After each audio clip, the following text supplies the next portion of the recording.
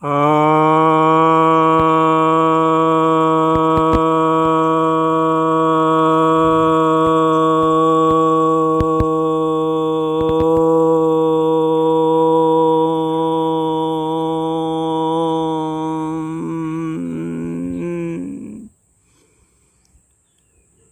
भक्तजनों को सप्रेम नमन।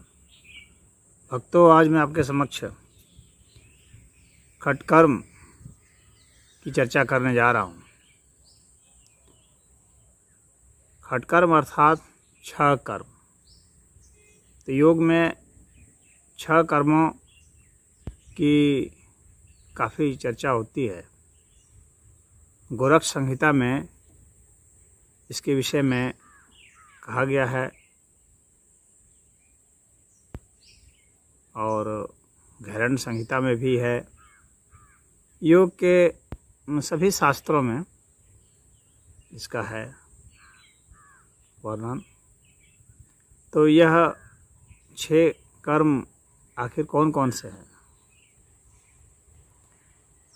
तो गोरख संहिता में एक श्लोक है, धौतिर्वस्ति तथा नैतिर्नौली त्राटकस्तथा कपालभातिश्चैतानि षट्कर्माणि समाचरेत्।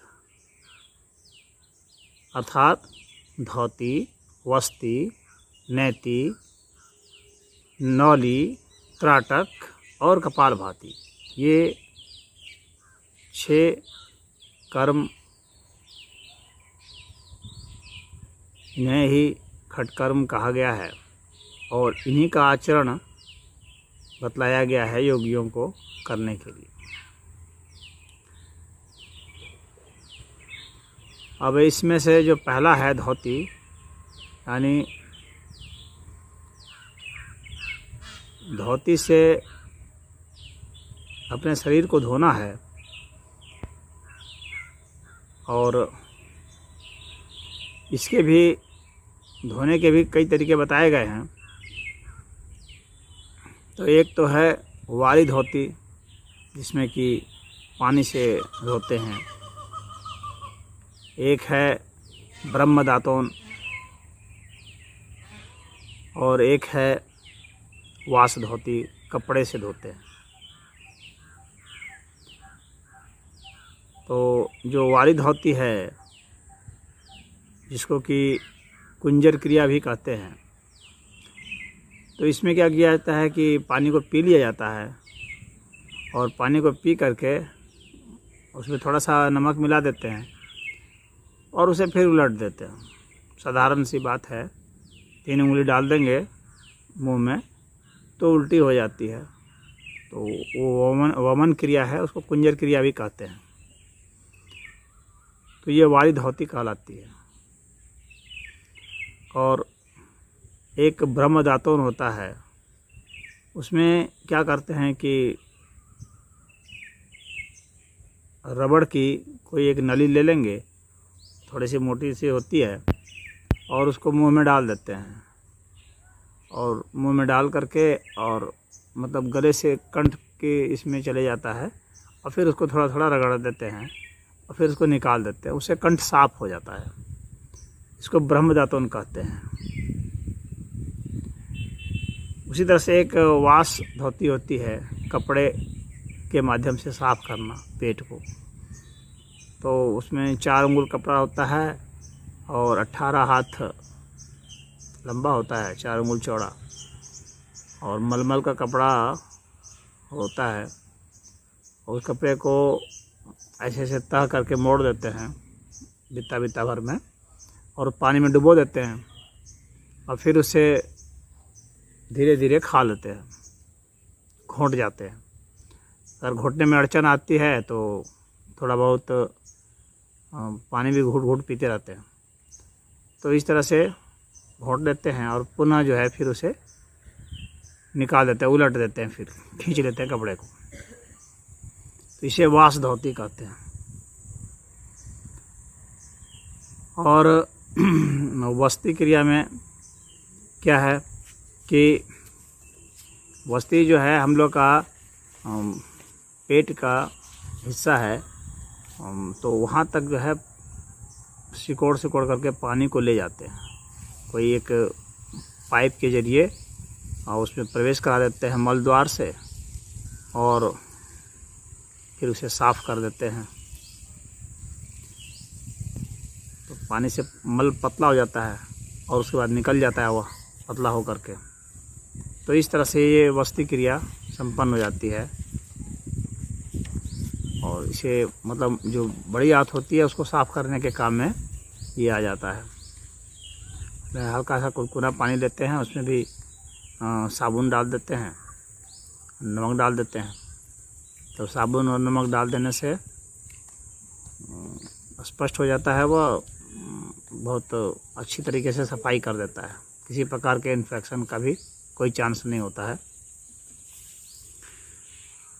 उसमें। तो बस्ती में वही जल बस्ती हुआ, एक पवन बस्ती होता है, और पवन बस्ती में वो ऊपर की ओर खींच लेते हैं हवा को मल द्वार के जरिए। तो अब धीरे धीरे मल द्वार को संकुचित करके और फैला करके, संकुचित करके फैला करके बारी बारी से, और ऊपर हवा को खींच लेते हैं। फिर उसको पेट में थोड़ा सा घुमाते हैं और फिर उसको खारिज कर देते हैं। तो इससे जठराग्नि हमारी प्रदीप्त होती है। ये सफाई भी करता है, बहुत बढ़िया है ये। और नेति में तो एक जल नेति होती है कि नाक में पानी डालते हैं, दूसरे नाक से निकलता है। टोंटी जैसा बर्तन होता है, तो वह नेति क्रिया होती है। और वस्ती में, वस्ती तो बता दिया हूँ। तो ये जल नेति हुआ। और सूत नेति एक होता है, उसमें क्या कहते हैं, नाक में सूत डालते हैं, उसको आगे से सूत को बांट देते हैं, और पतली सी नली भी आती है जिसको कि नाक में डाल देते हैं, और उस नली से उसमें थोड़ा सा पानी हल्का सा लगा करके फिर इस नाक में डालेंगे, मुंह से निकाल देते हैं। तो यह जो सूत नेति है, तो इसमें रबड़ का भी प्रयोग कर लेते हैं, और सूत को भी चिकना करके और उसमें मोम लगा करके उसको कर लेते हैं। तो रबड़ या सूत दोनों में से कोई भी प्रयोग कर सकते हैं। तो ये नेति क्रिया हो जाती है। और एक कपाल नेति होती है कि मुंह में पानी भर करके फिर उसको नाक से निकाल देते हैं। मुंह में पानी भरते हैं, फोर्स से नाक से पानी निकाल देते हैं। तो ये कपाल नेति हो जाती है। और नौली क्रिया में क्या करते हैं कि जैसे पहले उड्डयन बंद लगाते हैं, उड्डयन बंद लगा करके और पेट को बीच से निकाल करके फिर उसे घुमाते हैं। बाईं ओर से घुमा लेंगे, फिर दाईं ओर से घुमा लेंगे, यानी क्लॉकवाइज एंटी क्लॉकवाइज घुमा देते हैं। इससे पेट की सफाई होती है, बहुत बढ़िया होता है। और इसके बाद होता है त्राटक। त्राटक भी एक बाह्य त्राटक है, अंतर त्राटक है। बाहर में किसी एक बिंदु की ओर लगातार देखना बाह्य त्राटक है। चाहे कोई आप बिंदु बना लें या कोई बिंदु चुन लें, जैसे कि जो मोमबत्ती की लौ है उसे भी चुन सकते हैं, या किसी तारे को चुन सकते हैं, या चंद्रमा को चुन सकते हैं, या सूरज को भी सुबह सुबह में चुन सकते हैं। तो वह त्राटक होता है, लगातार देखते हैं। फिर उसके बाद थोड़ी देर के बाद पानी से आँख को धो लेते हैं, क्योंकि शरीर में गर्मी हो जाती है, आँखों में गर्मी हो जाती है। और अंतर त्राटक है कि भीतर आँख बंद करके ही भीतर में किसी एक लक्ष्य को बना करके और उस पर फोकस करते हैं, सांस के ऊपर जैसे, या दिल की धड़कन पर, या दर्द के ऊपर। तो ये अंतर त्राटक होता है। अंदर एक किसी भी बिंदु, एक काल्पनिक बिंदु बना करके भीतर में उसको देखते हैं, दोनों भौहों के मध्य में देखते हैं, या अलग अलग जो है केंद्र हैं, चक्र हैं, तो उन चक्रों पर देखते हैं। जैसे मूलाधार चक्र है, स्वाधिष्ठान चक्र है, मणिपूरक है, अनाहत है, विशुद्धि है, आज्ञा चक्र है या सहस्रार है, इनमें से किसी भी चक्र पर ध्यान करते हैं तो ये त्राटक होता है। इसमें आप व्यक्ति की कंसंट्रेशन पावर बढ़ जाती है और ऊर्जा का प्रवाह उधर हो जाता है जिधर वह चाहता है। तो इस तरह से ये जो कर्म हैं त्राटक और नौली, वस्ती, धोती, नेति, ये सब खटकर्म कहलाते हैं और इसे हर योगी को, योगाभ्यासी को करना चाहिए। यही योग के शास्त्रों में वर्णन किया गया है। तो वैसे मैंने एक इंट्रोडक्शन के रूप में थोड़ा आपको समझाया है, विस्तार से तो आप करीब जा कर के ही किसी योगाभ्यासी के यहाँ, किसी गुरु के यहाँ जाके सीख सकते हैं। और विस्तार से तो कभी कभी मैंने एक एक अलग अलग इसमें से ले करके समझाया है, उसके भी वीडियो हैं बने हुए, तो आप वहाँ भी जा कर के देख सकते हैं। कपालभाति 3 तरह के बताए गए हैं। वात कर्म कपालभाति, व्युत कर्म कपालभाति और शीत कर्म कपालभाति। वात कर्म कपालभाति में सांस को जोर से छोड़ते हैं, बाईं नाक से भरे और दाईं से छोड़ दिए काफ़ी ज़ोर से, दाईं से भरे, बाईं से छोड़ दिए काफ़ी ज़ोर से। उसमें छोड़ने पर जोर होता है और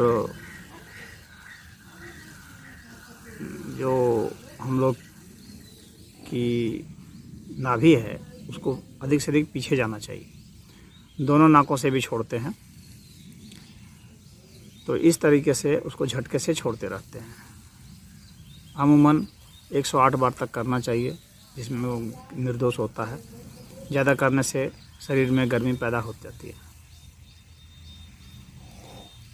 और जो व्युत कर्म कपालभाति है उसमें जल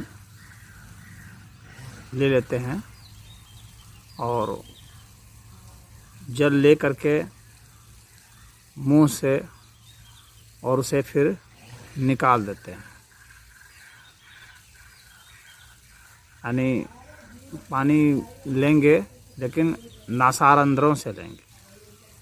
कहने का मतलब है कि नाक से पानी ले लेते हैं। अब टोंटी जैसा बर्तन आता है, उसमें टोंटी लगी रहती है, उसमें पानी भर लीजिए थोड़ा सा और उसमें हल्का मामूली सा नमक डाल दीजिए और इस नाक से डालिए तो मुंह से निकलने लगेगा पानी। फिर इस नाक से डालिए, मुंह से पानी निकलने लगेगा। फिर उसे उलट देते हैं, फेंक देते हैं बाहर। तो इस तरह से ये व्युत कर्म कहलाता है, कपालभाति ही है। और एक शीत कर्म होता है जिसमें कि पीते तो मुंह से हैं लेकिन निकालते नाक से हैं। यानी जैसे व्युत कर्म होता है उसी का एक तरह से उल्टा हो गया शीत कर्म कपालभाति। पिएंगे मुंह से, निकालेंगे नाक से। और उसमें भी थोड़ा सा पानी में नमक मिला देते हैं और इस प्रक्रिया को करते हैं। तो व्युत कर्म में नाक से पिएंगे, मुंह से निकालेंगे, और शीत कर्म में मुंह से पिएंगे, नाक से निकालेंगे। तो यह कपालभाति है। तो ये छावा मिल करके खटकर्म कहलाते हैं। और कपालभाति के जो फ़ायदे हैं तो सभी लोग, ये चूँकि काफ़ी प्रचलित है, जन सामान्य में भी है। हालांकि जन सामान्य में वात कर्म कपालभाति ही प्रचलित है, लेकिन शीत कर्म और व्युत कर्म कपालभाति भी कुछ लोग जानते हैं, करते हैं। इसका लाभ तो बहुत ज़्यादा है। यह कफ को और वायु दोष को दूर करता है, और जो पित्त दोष है वह भी, अगर व्युत कर्म और शीत कर्म कपालभाति करें तो वह भी दूर हो जाता है। तो ये वात पित्त और कफ तीनों दोषों को दूर करता है। इसलिए कपालभाति काफ़ी बढ़िया प्राणायाम है और बढ़िया क्रिया है। यह प्राणायाम के तहत भी आता है, तो लेकिन प्राणायाम के तहत आएगा तो उसमें जो है सिर्फ वात कर्म कपालभाति प्राणायाम के तहत आता है, और व्युत कर्म और शीत कर्म जो है यह तो आपको खट कर्म के तहत ही आ जाएगा। तो इस तरह से ये 6वां कर्म जो है धोती, वस्ती, नैति, नौली, त्राटक और कपालभाति, ये 6वां कर्म कहे गए हैं शास्त्र में, जिसका कि विस्तार से आप देख सकते हैं। कोई कोई वीडियो हमारे बने हुए हैं, आप वहाँ भी देख सकते हैं, और कभी और भी जगह आप देख सकते हैं या किसी से मिल सकते हैं जो ऐसे करते हों, और आप लाभ उठा सकते हैं। ओम।